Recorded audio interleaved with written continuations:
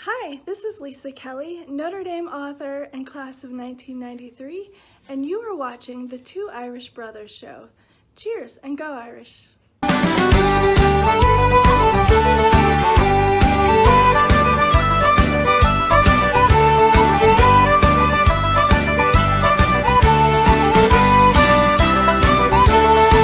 Merry Christmas, everyone. I am ND Sean 45. I'm Irish Benjamin 57. And together we make up the Two Irish Brothers show. But as you guys can tell, there are three of us. So without further ado, please welcome our old friend, Notre Dame grad and author, Lisa Kelly. Lisa, how are you doing? I'm great. How are you? Not too bad. Not too bad. She's joining us for this this special video, which any Notre Dame game is always special, but this is officially the start of bowl week preparation for Notre Dame. And I'm sure we're all excited about that, aren't we, guys? Yes, very much so. Now, before we get to talking about the game between the Irish and the Oklahoma State Cowboys, Lisa, I understand that you've had a new book out recently. I do. It's sitting right here. Well, let's hear about it. Yeah, I wrote a cookbook during the pandemic. So it's called Domer Dishes: Inside the Lives and Kitchens of Your Fighting Irish Gridiron Greats. So I have accumulated the favorite recipes and stories of 43 former Notre Dame football players. I've got 2 student managers, 2 leprechauns, 2 coaches, and 1 recipe for me. Awesome. There you go.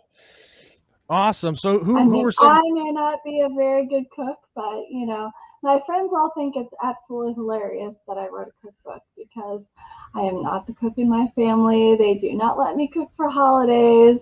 There was an incident where I may have burned some noodles. I don't get to cook. So the whole fact that I wrote a cookbook, they think is amazing. But we had a great time. My husband cooked all the recipes and the family did all the eating. So we had to make sure that everything worked, and I did all the photography, which was fun. It was kind of a challenge because I'm used to shooting football, and so it's things in motion, and these things are not in motion. Right. So a little learning curve there. But I have some great recipes from people like Reggie Brooks, Rick Meyer, Rocky Blyer, Tony Driver, Ty Good. I mean, it was so much fun, talking to some of my longtime friends, but meeting some new people and trying some new food. I have 2 oxtail recipes in here, which I've never had oxtail before. So, we tried some different things and had a lot of fun along the way. Awesome. That I've seen some of the recipes that you've posted on social media from some of these guys. I think what was it? Was it Chris Zorich who had some kind of like a fajita dish or something like that? Or what was it that he had? Because I know it looked really, really good. Zorich is the tuna ahi poke bowl, and that was really good. Okay, that's what I'm thinking. It's fun because I got to try everything, Yeah. But I've got a chili with beans, I got a chili without beans, I got some hot wings, I got a couple different recipes of ribs and brisket, and we may have gained a few pounds along the way here, but hey, take one for the team, right? Right. Yes.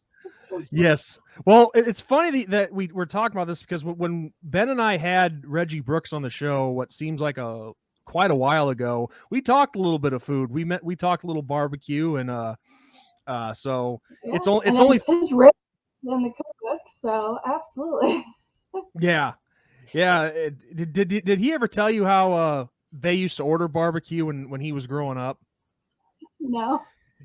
We were talking about, like I said, we were talking about barbecue briefly, and he said, you guys got to remember, I grew up in Oklahoma and we order our barbecue by the pound. I bet. Yeah. Oh, well, that's awesome. And where can people imagine how much barbecue he and his brother ate? Oh yeah, that is Well, they both grew up to be a monster running back, so I'm sure they ate quite a bit. So Sure so it where can people get the cookbook at? Yep. You can get the cookbook on my website. I personally sign everything and ship for free, and that's echoesfromnotredamebooks.com.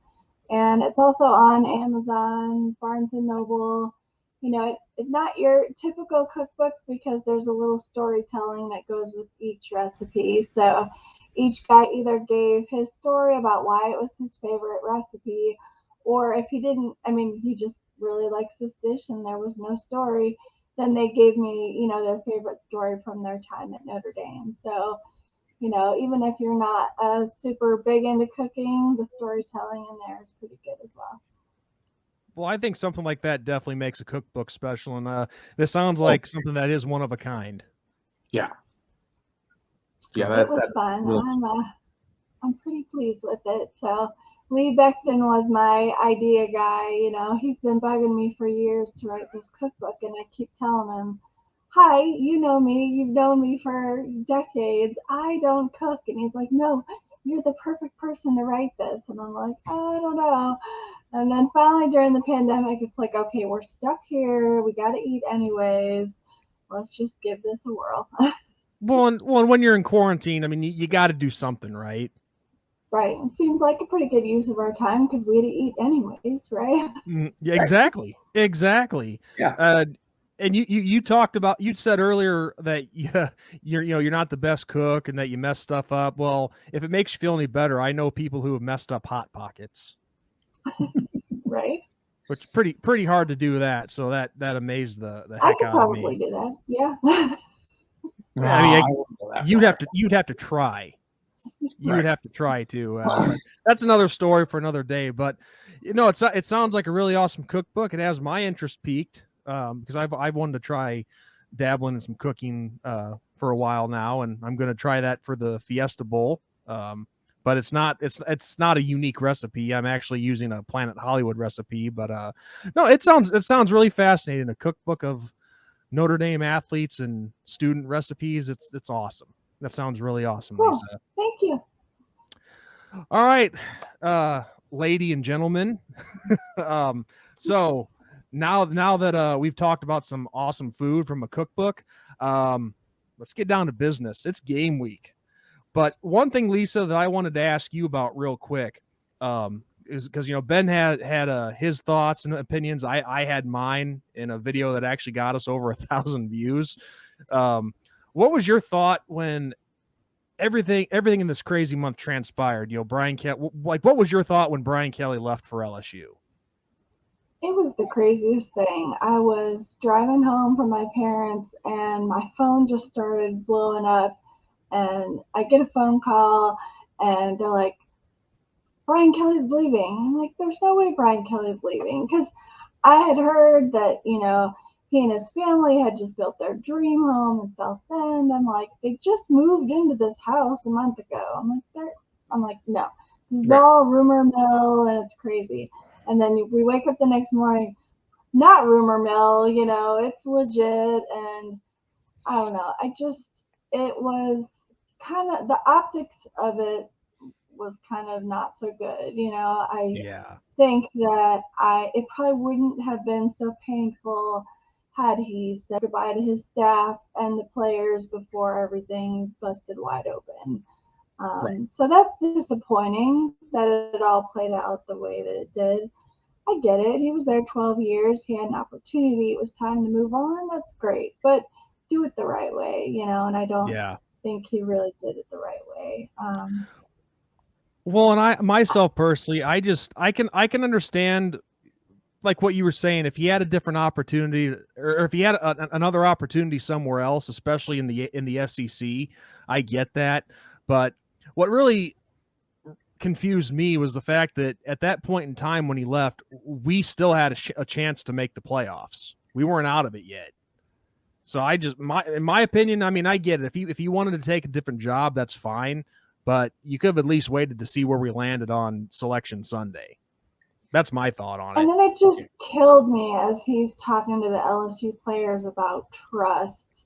It's like, okay, how do you trust somebody who leaves in the middle of the night, Nice. And then the accent, and it was just like a train wreck. I couldn't stop watching it. It was like one thing after another.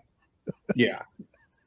No, it was crazy. And what's crazy is I was actually in South Bend that weekend, like the Marcus Freeman hiring and Brian Kelly leaving and going to LSU and the press conference and all that. And just hearing everybody talk about that whole situation, like in South Bend of all places, was crazy. I mean, it was incredible. And everybody pretty much had the exact same opinion that you and countless others have had. So, I don't think many people are thinking anything different. Now, I will say, when we finally got the introduction of Coach Freeman to the players, you watch that in comparison with Kelly's first speech to his players, and I mean, we won there, hands down. Yeah. The players were just ready to run through a wall for Freeman, and I mean, they're gonna do great against Oklahoma State just based on that alone. Well, my first comment, because I mean, obviously, a lot of people were clamoring for Marcus Freeman to be the guy when the coaching search began. And I know there were people talking about, I mean, Luke Fickell from Cincinnati, his name was thrown out there. What's his name from Iowa State? Ben, help me out. Iowa State. Campbell. Was that Matt Campbell? That sounds right. And there were a few others. For Pitt too wouldn't have been a bad get either. Yeah, I don't think so. I don't think he would have been horrible. But all I know is, I mean, with all those names being thrown out there, obviously Coach Freeman's name was thrown in there too, and it just, when you like you said, Lisa, when you see the interaction when he was introduced to the team as head coach, that camaraderie that he had formed with those guys, we pretty much lost nothing, I think. So no. it just keep going going on from where we have been, and I just hope Coach Freeman can continue that spark, and he's a great defensive coordinator, and I hope it can transition over into the head coaching spot too. So well, I think what he lacks in experience, he has in enthusiasm and grit and determination and hard work. I mean, he's got all the building blocks this year that they've built up, and he just needs to continue to execute on that. Oh yeah. Oh, yeah. Absolutely. I agree. There's probably going to be some growing pains, and but like a very few that I've heard amongst social media and whatnot.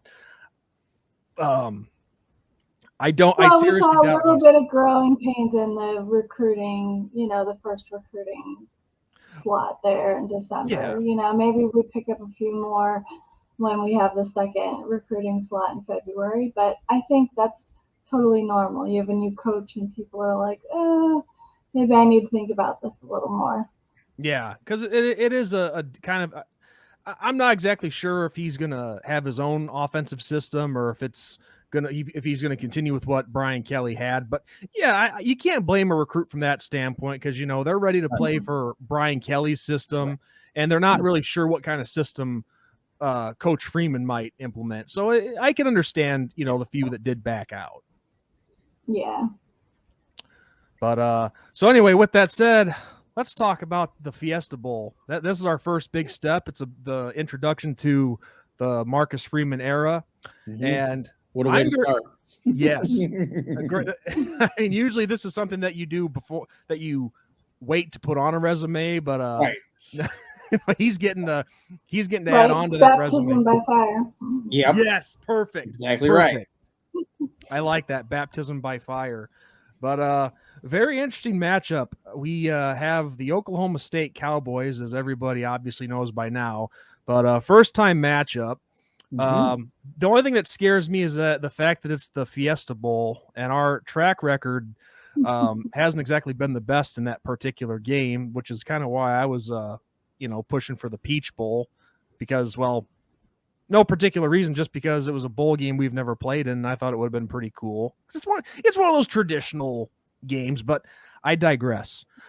So Mike Gundy, the head coach of Oklahoma State, he has been there for, I think, like 17 years. Long time. And that's just coaching. That's not even playing. Yeah. Yeah. Cause he was their quarterback there back in the 80s. Yep. And you don't keep a coach around that long if he doesn't have success and doesn't know what he's doing. And we saw that with Oklahoma State this year. Now, myself, I haven't watched much of the Cowboys. I mean, I've caught them from time to time when they have been on, but I did watch that Big 12 game, and well, this is a team that's one play away from being in the playoffs. That pretty much says it all. Yeah, that was crazy. It was a lot of fun to watch, though. Mm-hmm. Yeah, so I mean, from what I've seen this particular season, and usually when you think Big 12, you think barn burners, very, very high-powered offenses. And the joke I've always made with Ben is, as far as their defenses go in that conference, they must recruit the backups from high schools. Because, hey, they do give up a lot of points normally. Yeah. Oklahoma State's got a pretty good, pretty decent defense. I mean, they clamped down on some opponents this year, though. They're not the typical Big 12 team with a no-name defense. So, they have 27 sacks total in the last 4 games alone. So that is a team that, oh boy, they bring the heat. And I think this is the first major key of this game that we have to execute is winning in the trenches, especially on the offensive line, because 27 sacks in 4 games, that's a team that's going to bring all kinds of from what I've read, delayed blitzes, a lot of heat, I'm sure a lot of weird schemes that we've probably never seen, at least not this season anyway. So that offensive line, I mean, and thankfully they've come together at the right time, but I was going to say the good news is that our offensive line has come a long way from where we were at the beginning of the season. Yes. They're incredibly tough and they're gelled and they're, firing on all cylinders. So I have a lot of faith in our offensive line right now, and I think that they're definitely ready for the challenge. Oh yeah, I think so too. And now if we were the same offensive line that was constantly being shuffled around the first half of the season, I'd be like, ooh, we could be very screwed in this one, but I don't feel that way. I don't either. The only bummer of this game is, I mean, Kyle Hamilton doesn't surprise me because he had been hurt for the last 3 or 4 games, and he, has his NFL draft stock to think about. But Kyron Williams declaring for the draft, that surprised me a little bit. I'm not super surprised, though. I mean, if you think about the longevity of a running back in the NFL, you have to really take advantage of that. And, I mean, yes, it's a money grab, but, you don't know how long you're going to be there. I mean, if you look at Jerome Bettis, he left early, and Kyron's only 1 semester short of graduating. So yeah, I'm highly confident that he'll come back and finish that degree during the off season. So I say go get it, and you do it while you can. Running back in particular is why they call the NFL not for long, Yeah. Yep. No, these guys, I mean, it's a hard decision to make, and it's especially in the situation that they're currently in. But, one play can change your career. And I had family that, they came off a huge bowl victory, the biggest victory in their program's history at that point. They stayed for their senior season as opposed to going early, got hurt, and then ended up being undrafted. I mean, so, decisions like that. If you look at Jalen Smith, if you look at Jalen Smith and what happened in that bowl game, and he sat out his first year, and he was lucky. The Cowboys were patient, and they waited for him, and they let him rehab. But so many teams would have been like, sorry, we don't want you, So I don't fault him at all for sitting out. Yeah. Yeah. And, when you said not for long, was you that said there, or was it Lisa? Did you say that? Not for long. Okay, at least, yeah. When you said the NFL stands for not for long, that's very true because I think the average career is, I think, 3 years, maybe a little bit less. Years. So you're talking basically one contract, and that's your whole career. Yeah. Because the average everybody gets to be Tom Brady and play into their 40s. Or Tim Brown. Right. Yes. Or how about let's go old school here. How about George Blanda? Yeah. So I think he was in the league for what, 30 years. Yeah. So it was ridiculous. I know that. But anyway, getting back to the game. But despite Kyron not playing in this game, I think they're still going to be fine at running back. I mean, you got Chris Tyree, who really has a chance to shine now. You have Logan Diggs, who, in my opinion, kind of came out of nowhere and really, really shined. And then, how do you say the kid's last name? Audric? Is it Estime or Esteem? I'm not sure. I believe it's Estime or some sort of like that. Yeah, he got his first significant reps in I believe the Georgia Tech game, if I'm not mistaken. So I mean, with Kyron being as dynamic as he is, it sucks to lose him. But we got 3 guys who I think can really step up and fill that gap. So I'm not overly worried by that. But I will say this: Oklahoma State's quarterback, I think his name is Spencer Sanders. We always have our stats brought up here, so we know what we're talking about somewhat. It's very key right there. Yeah, and I was actually surprised when I saw this kid's numbers as far as touchdowns go. Only 16, which for a quarterback in the Big 12 Conference, which is known for its high-powered offenses, 16 is really not a lot, as crazy as that might sound. But his buddy Jalen Warren, which is the running back, he's got 11 touchdowns on the season for over 1,000 yards. So you can see where the ball is distributed back and forth. Mm-hmm. So that's why he doesn't have as many passes as you would think. Well, and also another key stat too is with those 16 touchdowns, he's thrown 12 picks. So that's something that that our defense really needs to take advantage of. Is you got to find, as far as defensive side of the ball goes, I think what really needs to happen is we have to try to figure out a way to not only put the pressure on Sanders, but try to make their offense one-dimensional. Like if we're able to stop their running game, which is going to be tough, and you force them, because that's kind of what Baylor did in the Big 12 championship, is they put a stop to Oklahoma State's running game, force them to rely heavily on the pass, and that changed the whole outcome of the game. Yeah. So I think just on defense alone, if we're able to do that, then I'm not saying we're going to blow them out by like 30 or 40 points or anything like that, but I like our chances big time in this game. And I'm not saying that just because you and I are homers, Ben. And you too, Lisa. Right? And you too, Lisa. I'm just saying, since it's usually just the two of us that do the show. But no, you're a homer just like us.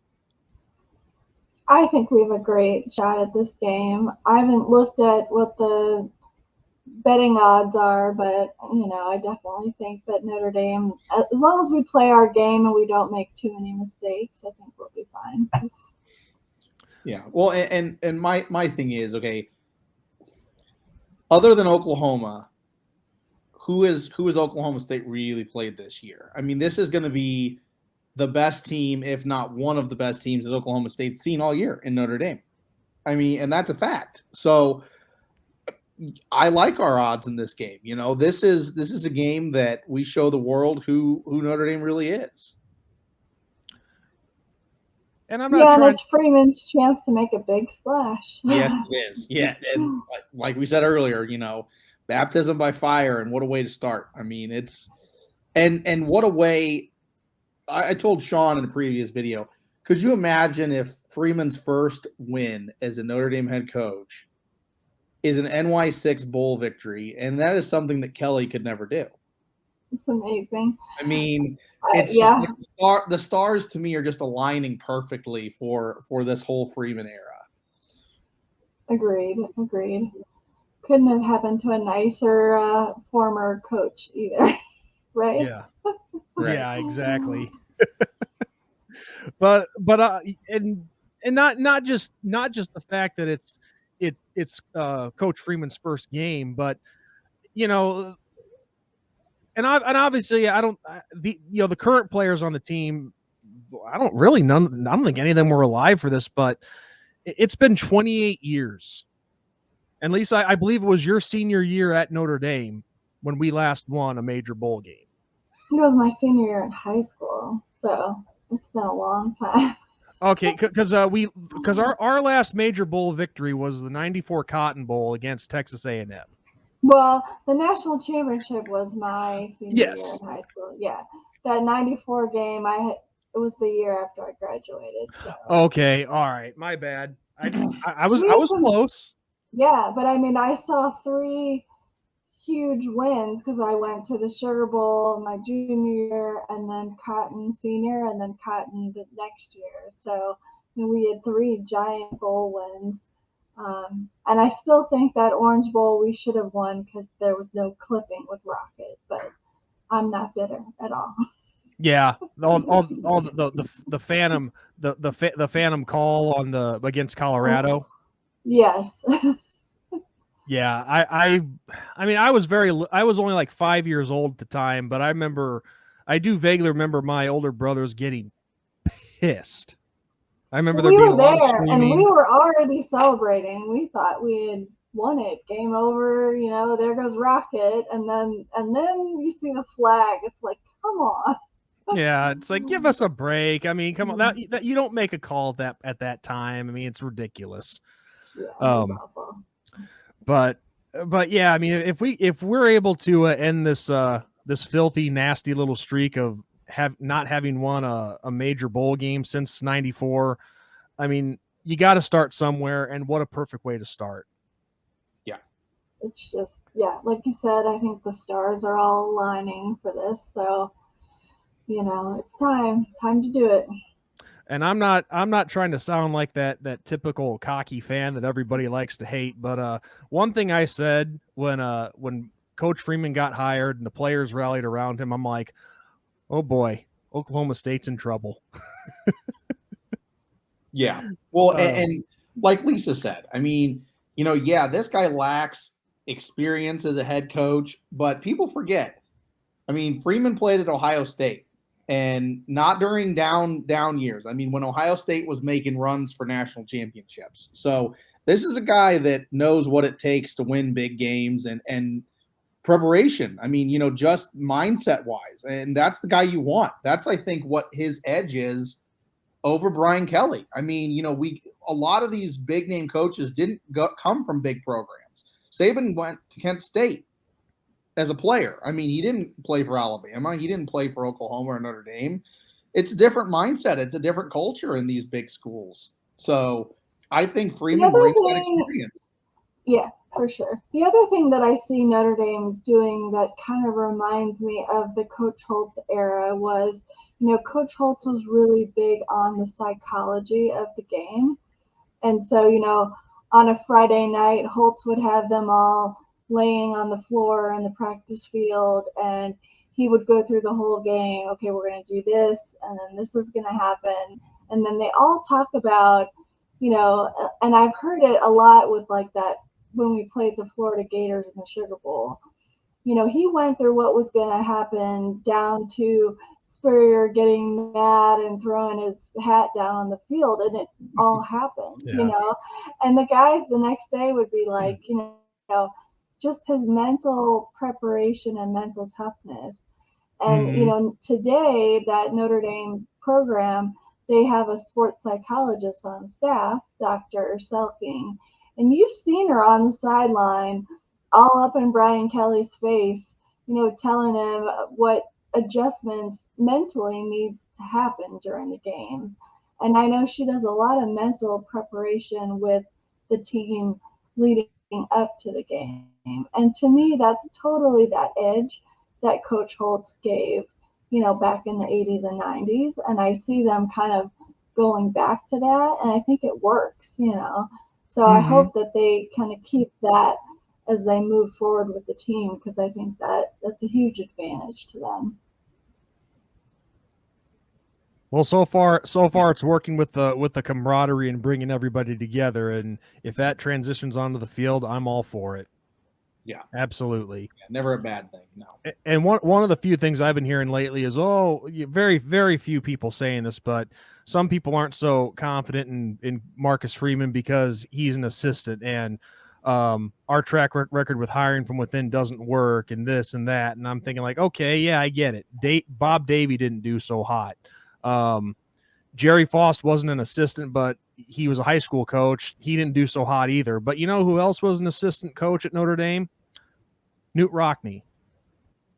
And how did I don't think he did too bad, did he? Not so bad. No. Nope. No, just one of the greatest head coaches of all time. So, but I think people forget it's a new era of football. A lot of coaches in this day and age do, unless you're one of the service academies, which the option is all they can do because of weight limits. A lot of coaches do they do adjust to today's game. So I think, well, really, you can't really judge a guy until he coaches a game. That's how I see it. Yeah, and you got to give him more than the season. Well, and I think what's in Freeman's favor is his coaching staff. Yeah. Yeah. And Lisa, you froze.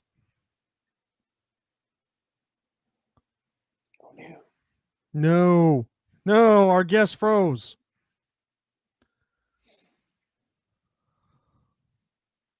Okay, how do we fix this? Okay, you're back. There we go. Lisa, We're back. You're back, Lisa. Back. You froze up there for a few seconds. Okay. All good. I was going to But say yeah, what no, I think Freeman totally has agree. in I totally agree with the coaching staff. I mean, and what was awesome was some of the coaches saying, "Yeah, Brian Kelly wanted me, and I'm staying." You know, and that to me says a lot. That says a lot more than anybody else or anything else can say.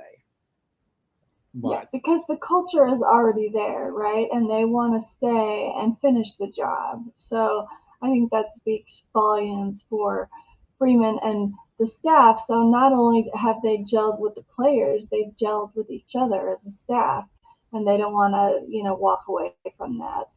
So I think that is huge as well. Oh, very much so.